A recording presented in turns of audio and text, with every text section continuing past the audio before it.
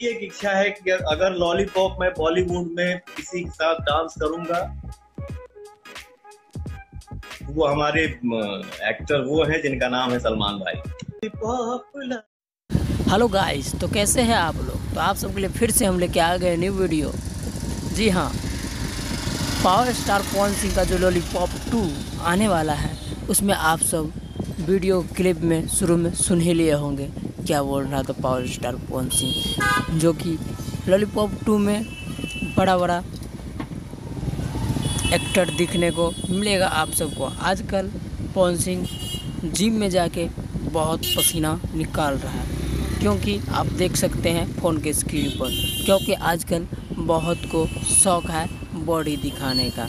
तो इसीलिए power star भी जमकर आप मेहनत कर रहा है, जिम में जाके पसीना बहुत निकाल रहा है। जी हाँ, तो लॉलीपॉप 2 जो गाना आ रहा है, उसमें बहुत बड़ा बड़ा आपको मिलेगा एक्टर, जैसे कि सलमान खान भी मिल सकता है। तो आज के लिए इतना ही, फिर मिलते हैं दूसरी वीडियो में। तब तक के लिए बाय। चैनल में नए हैं तो सब्सक्राइब कीजिए, लाइक कीजिए, शेयर करना ना भूले। Bye bye.